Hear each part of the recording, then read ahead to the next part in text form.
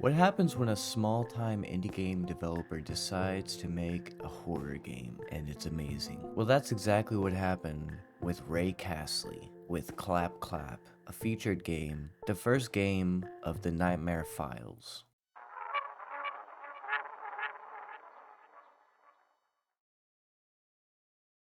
The story is simple.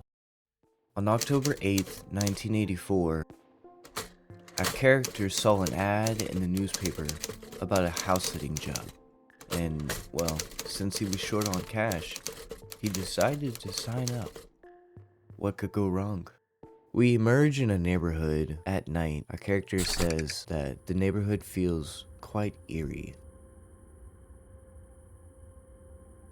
We approach the first person we see. It's a man sitting out front of his house, messing with his mailbox. We ask him for help as it's not our neighborhood, and if he lives around here, he'll probably be able to help us get to the house we need to be. We tell this character we're looking for Maxim's place. He hired us to look after it for a while. Our first piece of knowledge that not everything is going right in the story is when this man says, "Maxim? That's interesting. He usually asks me to watch his place," which is a red flag considering he outsourced for this. We find out that this man's name is Marco Petovsky. We get some more knowledge about the neighborhood. Marco's house is right up front. Their neighbor Savo is in the middle. The house to the right of Savo is Maxim's. Marco then decides to tell us that he just got his new home automation system in the mail and that he's really excited. He tells us it's supposed to make life a lot easier by controlling the lights, temperature, and even the security system. He then lets us know that there has been recent disappearances happening in the neighborhood and that he got it for that reason, but mostly because the neighbor Savo got one and wouldn't stop raving about it, and that he was out on vacation. We then part ways with Marco, telling him thanks for giving the directions, and Marco gives us a nice goodbye, telling us if we needed anything that he's just a house away. We then leave Marco to enter our own house that we're sitting.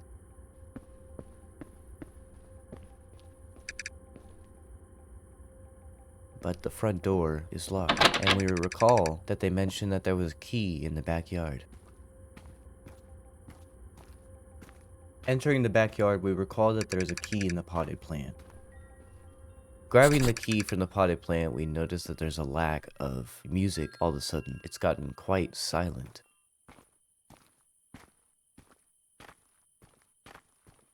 Heading back to the front door, we open the door, enjoying some nice Amnesia-style door physics. But as we enter the door, the house turns on the lights by itself.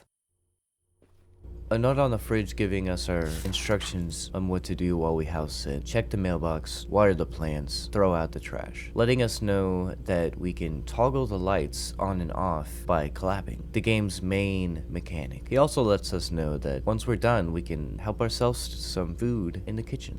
We decide to get acquainted with the house and to get a quick tour, check all the rooms in the house. But before we end up doing that, there was a paper on the table. Clap Clap Home Automation System, turning your house into a smart house.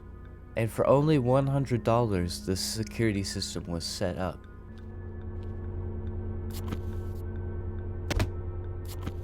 Having a small look around before we go into each room, exploring the house, we notice the TV. Turning on the TV, we see a news channel, letting us know that there is a missing person. Good evening and welcome to tonight's top stories. Our lead story tonight, authorities are actively searching for a missing house sitter in the Elm Street area. 25-year-old Kemkel Zexon was last seen on June 23, 2023, while house-sitting for a local family. Concerned neighbors reported him missing after noticing unusual activity and not seeing him for several days. Zexon is described as being 6 feet tall, with black hair and brown eyes. He was last seen wearing a black sweater and a black hat. Police are urging anyone with information to come forward. Quite frightening because, you know, that's where we're at, and we are house sitting. We decide to begin our to-do list, first by exploring the house. We head into every room and we clap the lights on. A very fun mechanic, by the way.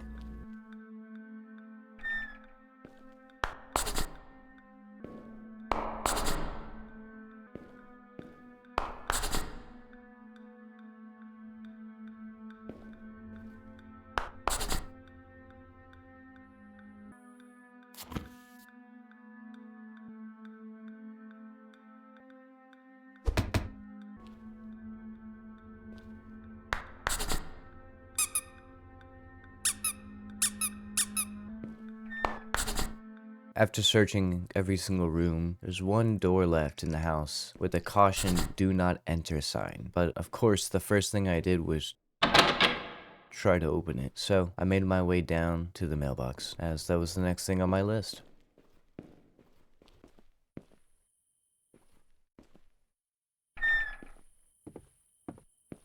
Inside the mailbox, we find a missing persons paper for Chemical Zaxxon, who was gone missing just a month prior in the same neighborhood. Our character makes a joke saying it sounds like the beginning of a mystery novel. The next thing on the list, of course, was to water the plants. We're told to grab the watering can from the garage and to get to watering. Well, of course, nothing can be as simple as just watering plants.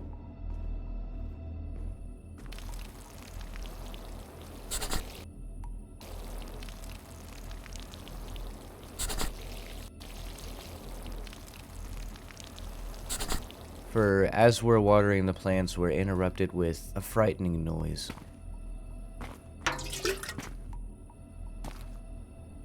On the other side of the wall is a man walking and breathing heavily. We can't jump, we can't look and see who it is, but we hear it.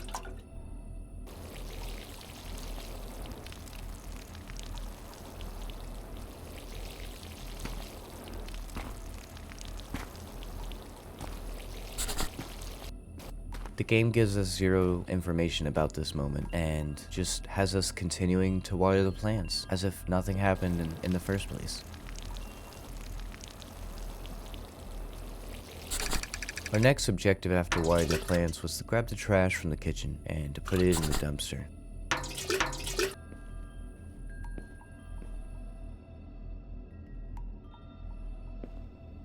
Our character notices that the bag is heavier than he expected. Looking a little closer into the bag, we notice that there's bones. Our character says that he should lay off the detective novels. After that, we head outside to dump the trash. In a frightening jump scare, we're interrupted. We find out that his name is Agent Ristolino, and he has a few questions for us. He comments about how there's been disturbances in this area, disappearances, strange phenomena, and that he's conducting an investigation. We let him know that everything is fine and that we're just taking out the trash. That's all. And I did something here that I did not know that I could do. I grabbed the trash and I threw the trash at him, and he falls over dead. And then I stuff him in a trash bag, applauding the game for its interesting mechanic, for allowing me to do such a thing. Then I stuffed the man in a trash can, and without first noticing his face is still stuck out.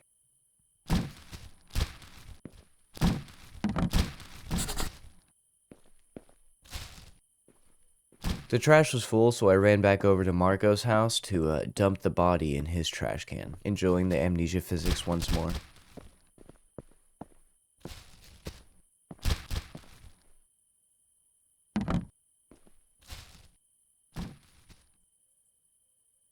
Reapproaching our house, we take a step inside. But before we could even enter the house, in the window, just in the corner, but a black figure claps the lights off. Our character freaked out, obviously. The beautiful sound design of this game kicks in. We hear some frightening stomps upstairs, and our objective is to check the rooms upstairs. Turning on all the lights, checking all the rooms. Everything seems fine, just like we left it, except for one thing. The caution "do not enter" sign is on the floor.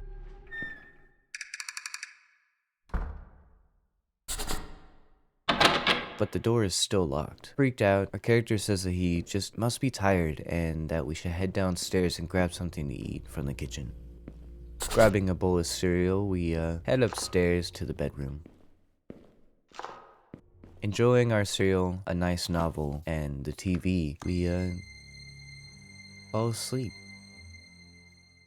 Waking up to a slam, we notice that the TV is just white noise at this point. Looking around, we get a glance at this security system that is the clap clap. At this point, I was freaked out. Using our amnesia physics, we slide open the door and give the hallway a good clap clap. Turning on the lights, we notice that the previously locked room is now wide open. Door on the floor with a somewhat pink aura emanating from the room. Entering the room, it's a mess. It's absolutely demolished and destroyed. As we approach the middle of the bedroom, we hear a clap behind us and the light behind us turns off. So, of course, I check the rest of the bedroom. What I hadn't noticed before while playing this and what I'm noticing right now is that the clap clap system is on the bed, opened. There's scratches everywhere on the wall. The noise we heard when we woke up must have been the monster or the creature, the clap clap, breaking out of the bedroom. There's scratches on the wall, blood everywhere, everything is open and strewn everywhere. Ducks, for some reason, litter the room. I'm assuming that the creature broke out of the bedroom.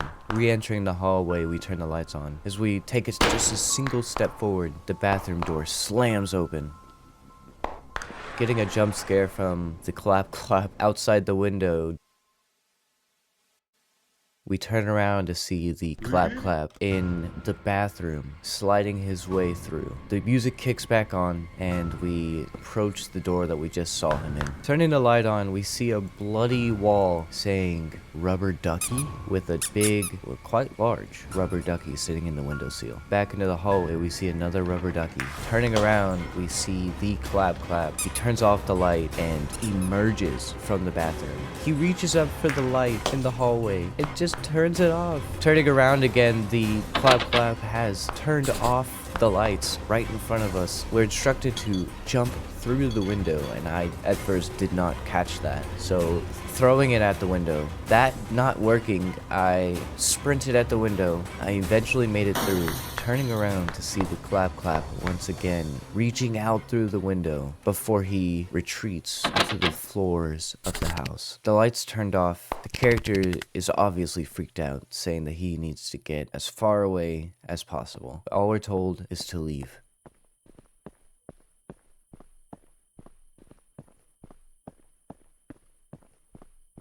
We see the clap clap creature one more time before we leave, as one of the lights blink on the street. Turning to our left after spotting the creature, we notice Marco's house covered in blood, with the clap clap system in the trash can. Approaching Marco's house, the lights turn off to a quick double clap. Absolutely frightened by this point, I run away.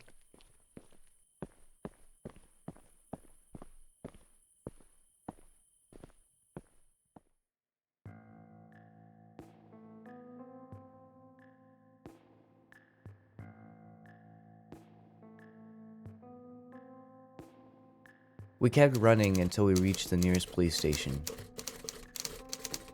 The authorities, after investigating, found Marco's lifeless body in his house.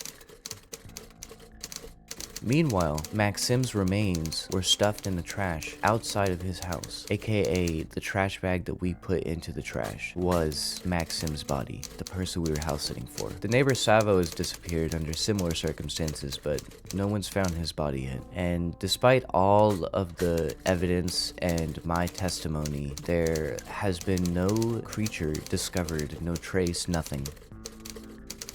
The case remains to be unsolved, leaving behind what would be a brilliant novel. And that's Clap Clap. A story about tech that kills. A security system that is a cryptid on its own. It's kind of brilliant. The creature was frightening. The fact that a home automation system was actually just a creature that travels around people's homes, and purchasing it for just $100, you were able to release this being that would then stuff your remains into a trash bag, hiring a sitter to then dispose of you. We do remember the person that was missing was a house sitter, meaning that even though we got away, he was not so lucky, and that we should be grateful.